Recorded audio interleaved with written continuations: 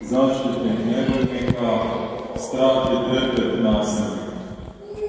Što je njemu se razvilo u 5. stoljeću, a njegovu baziliku postalo je zapravo nacionalno svetište u Francuskoj i odredište mnogobrojnih hodočasnika. On je rođen u 4. stoljeću u obitelji rimskog vojnika. I poznata je ona priča koja je toliko lijepo uvijek ponavljati, kako je jedne zimske večeri susreo prosjaka i kako nije imao novaca, odrezao je pola svoga plašta i dao ga prosjaku da se tim plaštom ugrije. Legenda govori da je iste noći u snu gledao Krista, okruženog anđelima i ogrnuta tom polovicom njegovog plašta, i kako govori anđelima, Martin, koji još nije kršten, ovime zaogrnut.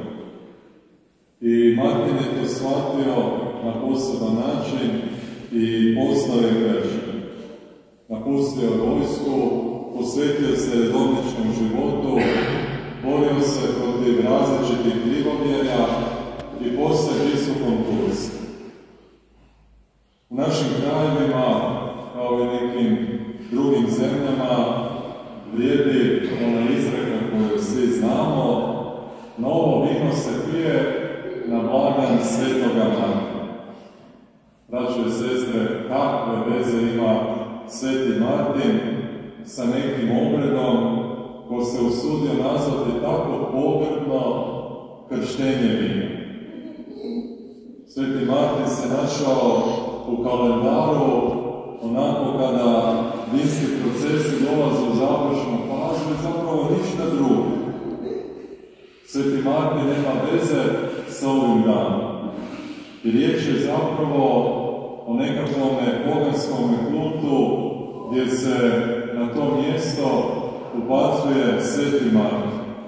I to u te mjere da zapravo neupućen čovjek više ne razlikuje stvarni obred od parolje. Ja se nadam da niste prisustvovali tome kako neko kad cirkusant dođe obučen u Svetoga Martina, kako blagoslovljen. To je za ispovjedić. Možda sad izgledam radikalno. Zapravo sudjeluješ u svetogrđu blagoslova, sudjeluješ u onome zapravo što zapravo čini da budemo Kristovi po krštenju, zapravo promatraš kako neko se pravi i izigrava nekakav blagoslov koji zapravo skrnučom iz svetih riječi krštenja. Evo, a s druge strane znamo i sami da je Sveti Martin iznikao iz poganskoga svijeta i on je bio obraćenik toga poganstva. I koja je kontradikcije da ga se sada opet stavlja u poganstvo i u nekakve obrede. I žalosno je, evo, da mi, vjernici, na spomen imena ovoga sveca odmah imamo na pameti, kad kažeš Sveti Martin, šta vam pade na pamet? Vino, druženje, pjesma, malo pjevčevanje, alkohol i ne znam što.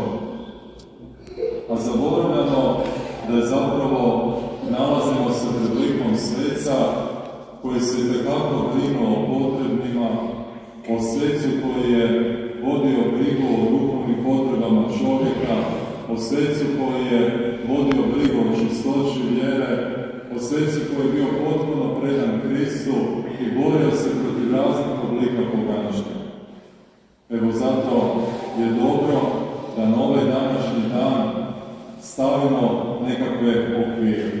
Okvire da ne sudjelujemo na takovim obredima koji nemaju veze niti sa kršćanstvom i koji su zapravo ismijavanje kršćanske vjere. Netko će reći, ajde veličasno pretjerati, pa to je samo veselica. Pa ajde ljudi u veselici opsuju Boga i svašta rade, pa evo, ajde, pa šta, pa veseli su, zašto ne bi psovao Boga? Evo tako možemo na isti način reći u vezi toga. Evo zato, evo, uhvatimo, to jest prepoznamo pravu vrijednost ovoga sveca i molimo se za njegov zagovor.